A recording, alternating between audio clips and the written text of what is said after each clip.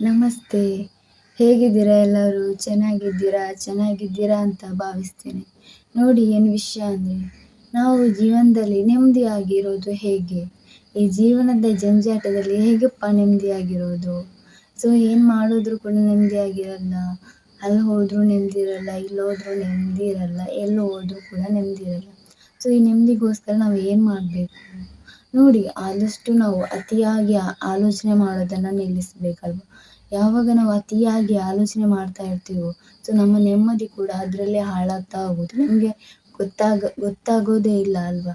ನೋಡಿ, ನಾವು ಅತಿಯಾಗಿ ಚಿಂತೆ ಮಾಡ್ತಾ ಇದ್ದರೆ, ಅತಿಯಾಗಿ ಆಲೋಚನೆ ಮಾಡ್ತಾ ಇದ್ದರೆ, ಸೊ ಎಲ್ಲೋ ನಮ್ಮ ಬ್ರೈನ್ ವೀಕ್ ಆಗ್ತಾ ಹೋಗುತ್ತೆ, ನಮ್ಮ ದೇಹ ಒಂಥರ ಆಗ್ತಾ ಹೋಗುತ್ತೆ.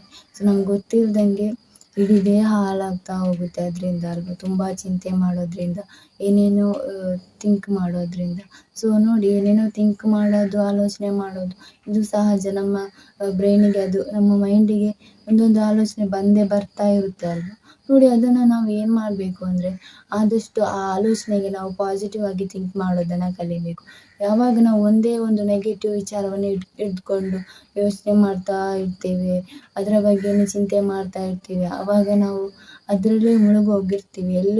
ಎಲ್ಲಿದ್ದರೂ ಕೂಡ ನಾವು ಅದರಲ್ಲೇ ಇರ್ತೇವೆ. ಸೊ ಹಾಗಾಗಿ ಆದಷ್ಟು ಅದನ್ನು ತಲೆಯಿಂದ ತೆಗೆದು ಒಳ್ಳೆಯದನ್ನು ಆಗ್ತಾ ಹೋಗಿ, ಪಾಸಿಟಿವನ್ನು ಥಿಂಕ್ ಮಾಡ್ತಾ ಹೋಗಿ. ಮತ್ತು ಇನ್ನೇನೆಂದರೆ, ನಾವು ಆದಷ್ಟು ಬೇರೆಯವ್ರ ಬಗ್ಗೆ ಮಾತಾಡೋದಾಗಿರಲಿ, ಬೇರೆಯವರನ್ನು ಕಂಪೇರ್ ಮಾಡೋದಾಗಿರಲಿ, ಸೊ ಇದನ್ನು ಯಾವತ್ತೂ ಮಾಡೋಕ್ಕೆ ಹೋಗ್ಬೇಡಿ. ಯಾವಾಗ ನಾವು ಕಂಪೇರ್ ಮಾಡ್ತಾ ಇರ್ತೀವೋ, ನಮ್ಗೆ ಗೊತ್ತಿಲ್ಲದಂಗೆ ನಮ್ಮ ಮೇಲೆ ನಮಗೆ ಕೀಳರಿಮೆ ಉಂಟಾಗ್ತಾ ಹೋಗುತ್ತೆ. ಸೊ ಇದರಿಂದ ಕೂಡ ನೀವು ಆದಷ್ಟು ಹೊರಗೆ ಬಂದರೆ ನೆಮ್ಮದಿಯಾಗಿರ್ಬೋದು. ಮತ್ತು ಇನ್ನೇನೆಂದರೆ, ಬೇರೆಯವ್ರು ನಿಮ್ಮ ಬಗ್ಗೆ ಏನಾದರೂ ಮಾತಾಡ್ತಾ ಇದ್ರೆ, ಅಥವಾ ನಿಮ್ಮ ಬಗ್ಗೆ ನೆಗೆಟಿವ್ ಆಗಿ ಮಾತಾಡ್ತಾ ಇದ್ರೆ, ಅಥವಾ ನಿಮ್ಮನ್ನು ತುಂಬ ಕೀಳಾಗಿ ಮಾತಾಡ್ತಾ ಇದ್ದರೆ, ಅದಕ್ಕೂ ಕೂಡ ತಲೆ ಕೆಡ್ಸೋಕೆ ಹೋಗಬೇಡಿ. ನಿಮಗೆ ನೀವೇನು ಅಂತ ಗೊತ್ತಿರಲಿ.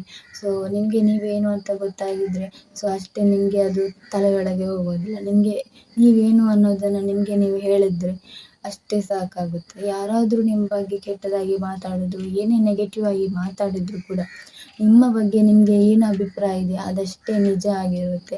ಅವರು ಹೇಳೋದು ಸುಳ್ಳು ಅಂತ ನೀವು ಮನಸ್ಸಿನಲ್ಲಿ ಅಂದ್ಕೊಂಡ್ರೆ ಅಷ್ಟೇ ಸಾಕು.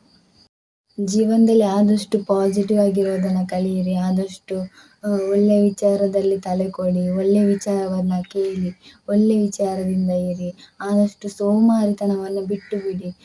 ಲೇಸಿಯಾಗಿ ಕೂತ್ಕೊಳ್ಳೋದು, ಲೇಸಿಯಾಗಿ ಇರೋದು, ಕೆಲಸ ಮಾಡದೇ ಇರೋದು, ಸೊ ಇದನ್ನೆಲ್ಲ ಮಾಡೋದನ್ನು ಬಿಟ್ಟರೆ ನಿಮ್ಮ ಜೀವನ ಕೂಡ ನೆಮ್ಮದಿಯಾಗಿ ಇರುತ್ತೆ. ಯಾವಾಗ ನೀವು ನಿಮ್ಮನ್ನು ಲೇಸಿಯಾಗಿ ಇರಿಸ್ಕೊತೀರಾ, ನಿಮ್ಮನ್ನು ನಿಮಗೆ ನೋಡಲಿಕ್ಕೆ ಒಂಥರ ಆಗೋದು, ಆ ರೀತಿ ಎಲ್ಲ ಯಾವತ್ತೂ ಆಗಬಾರ್ದು. ಲೇಸಿನೆಸ್ ಇರಬಾರ್ದು. ಸೊ ನೀವು ಆ್ಯಕ್ಟಿವ್ ಆಗಿರೋದು ತುಂಬ ಒಳ್ಳೆಯದಲ್ವಾ ಜೀವನದಲ್ಲಿ. ಹಾಗಾಗಿ ಆ್ಯಕ್ಟಿವ್ ಆಗಿರೋದನ್ನು ಕಲೀರಿ ಜೀವನದಲ್ಲಿ. ಖುಷಿಯಾಗಿರಿ, ನಗ್ನಗ್ತಾ ಇರಿ. ಯಾರು ಏನಂದರೂ ಕೂಡ ತಲೆ ಕೆಡಿಸ್ಕೋಬೇಡಿ. ಯಾರು ನಿಮ್ಮ ಬಗ್ಗೆ ಏನಂದರೂ ತಲೆ ಕೆಡಿಸ್ಕೋಬೇಡಿ. ನೀವು ಕೂಡ ಯಾರಿಗೂ ಏನನ್ನು ಹೇಳೋಕೆ ಹೋಗಬೇಡಿ. ಸೊ ಹಾಗೆ ಕೂಡ ಮಾಡಬಾರ್ದು ಯಾವತ್ತೂ ಕೂಡ. ಸೊ ನೋಡಿ, ಮತ್ತೇನೆಂದರೆ, ನಮ್ಮ ಜೀವನದಲ್ಲಿ ಏನೇ ಒಂದು ಘಟನೆ ನಡೆದ್ರು, ಕಷ್ಟ ಬಂದರೂ, ಸುಖ ಬಂದರೂ ಅದಕ್ಕೆ ಯಾವತ್ತೂ ಹಿಗ್ಗಬೇಡಿ, ಅದಕ್ಕೆ ಯಾವತ್ತೂ ತಲೆ ಕೊಡಬೇಡಿ. ನೀವು ಏನೇ ಬಂದರೂ ಕೂಡ ಸಮಾನವಾಗಿರಿ. ನೋಡಿ, ಕಷ್ಟ ಬರೋದಿಲ್ಲ, ಸುಖನೇ ಯಾವಾಗಲೂ ಇರುತ್ತೆ. ಕಷ್ಟ ಬಂದರೆ ಕಷ್ಟನೇ ಯಾವಾಗಲೂ ಇರುತ್ತೆ ಯಾವತ್ತೂ ಅಂದ್ಕೋಬಾರ್ದು ನಾವು. ಸೊ ಅದನ್ನೆಲ್ಲವನ್ನು ಈಕ್ವಲ್ ಆಗಿ ನೋಡ್ಕೋಬೇಕು. ಏನೇ ಬಂದರೂ ಕೂಡ ನಾನು ಎದುರಿಸ್ತೀನಿ ಅನ್ನೋ ರೀತಿ ನೀವಿರಬೇಕು. ಸೊ ಅದು ಹಾಗೆ ಇದ್ದರೆ ನಮ್ಮ ಜೀವನ ಕೂಡ ನೆಮ್ಮದಿಯಾಗಿರುತ್ತೆ. ಮತ್ತೇನೆಂದರೆ, ನಿಮ್ಮಲ್ಲಿ ಈಗ ಏನಿದೆ, ಪ್ರೆಸೆಂಟ್ ಏನಿದೆ, ಸೊ ಅದನ್ನು ಎಕ್ಸೆಪ್ಟ್ ಮಾಡ್ತಾ ಅದರಲ್ಲಿ ತೃಪ್ತಿಯಾಗಿರೋದನ್ನು ಕಲಿಬೇಕು. ಸೊ ಆ ದೇವರ ಮೇಲೆ ಯಾವತ್ತೂ ಕೂಡ ನಂಬಿಕೆ ಇಟ್ಟಿರಿ. ಏನೇ ಆದರೂ ಕೂಡ ಯಾವುದಕ್ಕೂ ತಲೆ ಕೆಡಿಸ್ಕೋಬೇಡಿ, ಭಯ ಪಡಬೇಡಿ. ಸೊ ಯಾವಾಗ ನೀವು ದೇವರ ಮೇಲೆ ನಂಬಿಕೆ ಇಡ್ತೀರೋ ಆವಾಗ ಆ ಭಯ ತಾನಾಗೇ ಓಡಿ. ಅತಿಯಾಗಿ ತುಂಬ ಎಮೋಷ್ನಲ್ ಆಗಿರಬೇಡಿ, ತುಂಬ ಅಳ್ತಾನೇ ಇರಬೇಡಿ. ಅಳ್ತಾ ಕೊರಗ್ತಾ ಇರೋದು, ಒಂದೇ ವಿಷಯಕ್ಕೆ ಅಳ್ತಾ ಇರೋದು, ಹಾಗೆ ಆಯಿತು ಹೀಗೆ ಆಯಿತು ಅಂತ ಪದೇ ಪದೇ ಅಳ್ತಾ ಇರಬೇಡಿ. ನೋಡಿ, ನೀವು ಅದರಿಂದ ತುಂಬ ವೀಕ್ ಆಗ್ತಾ ಹೋಗ್ತೀರ. ಸೊ ಅಳಬೇಕು, ಅಳಬಾರ್ದು ಅಂತ ಅಲ್ಲ. ಸೊ ಅದನ್ನು ತುಂಬ ಇದಾಗಿ ತಗೊಳ್ಬೇಡಿ. ಯಾವಾಗಲೂ ಕೂಡ ಯಾವಾಗಾದರೂ ಒಂದಿನ ಯಾವುದೋ ಒಂದು ವಿಷಯಕ್ಕೆ, ಒಳ್ಳೆಯ ವಿಷಯಕ್ಕೆ ಆಗ್ತದೆ, ಓಕೆ. ಆದರೆ ಯಾರೋ ಏನೋ ಮಾಡಿದ್ರು, ಅವರು ಹಂಗೆ ಮಾಡಿದ್ರು, ಇವ್ರು ಹಿಂಗೆ ಮಾಡಿದ್ರು ಅಂತ ಇಂಥ ವಿಷಯಕ್ಕೆ ಅಳ್ತಾ ಕೂತ್ಕೋಬೇಡಿ.